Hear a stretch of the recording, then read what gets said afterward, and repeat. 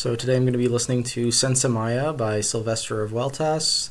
This is a piece from 1937. There's some notes on this PDF, strangely. It looks like it was used by the system Feznojiv, the Youth and Child Orchestras from Venezuela system. Anyways, so it came into my hands somehow. This is clearly a scan of a library score with a few notes on it from a conductor. So this piece is, it's 7 minutes long.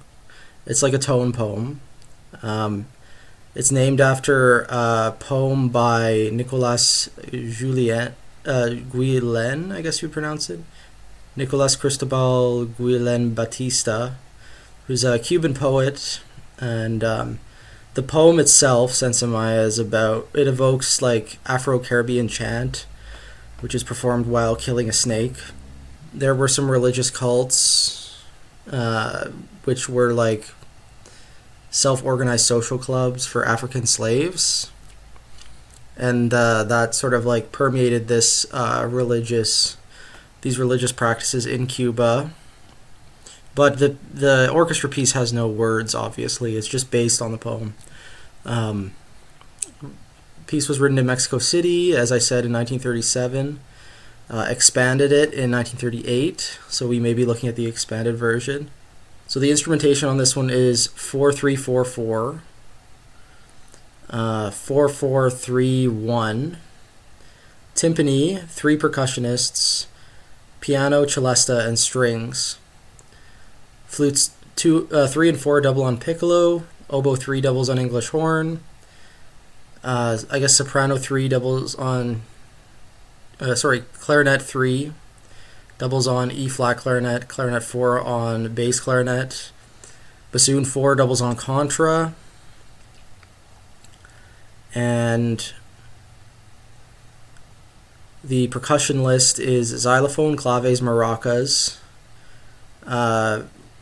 scraper, gourd, Indian drum, bass drum, 2 tom-toms, cymbals, and 2 gongs, and glockenspiel. I'm not sure why it's listed in this order, but that's what it is according to Wikipedia.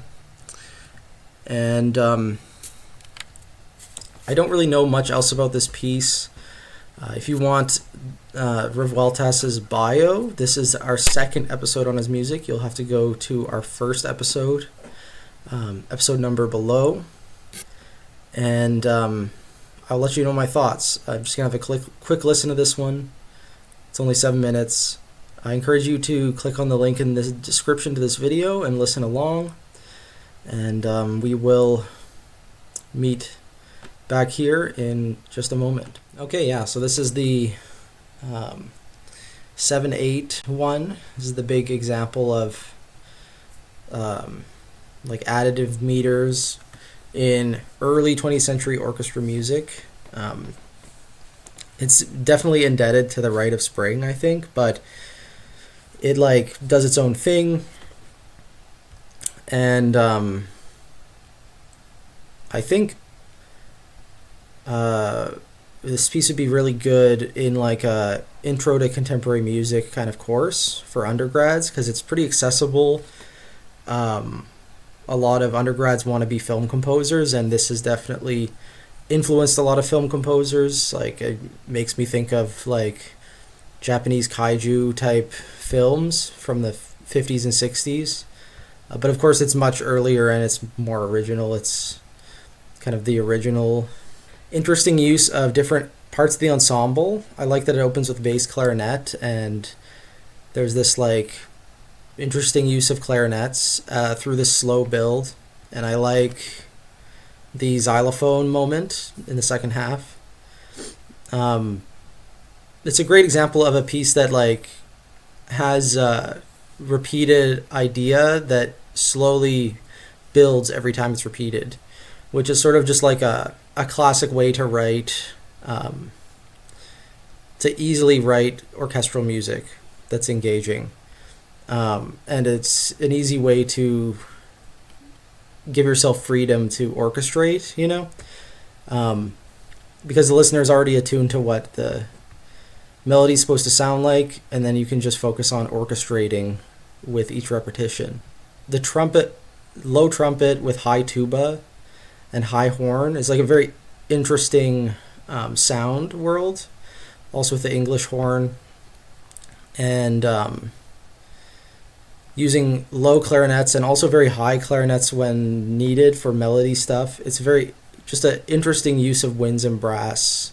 I think if you combed through this and really looked at the orchestration, you could get a few essays out of it, maybe a presentation, because it's very just unique sounding. You can even tell like this, the quality of this recording is not great because it's like from 1962, and I was listening through computer speakers, but I could still tell that it's like very interesting orchestration for a tone poem. I think it's one of Revueltas' later works because he died in 1940, as I've mentioned before on the channel. This recording was by Bernstein and the New York Phil. I guess this sort of like Mexican nationalist music was sort of slowly being exposed to the American public by composers like Bernstein and Aaron Copland, and it's a shame that it doesn't continue to get performed.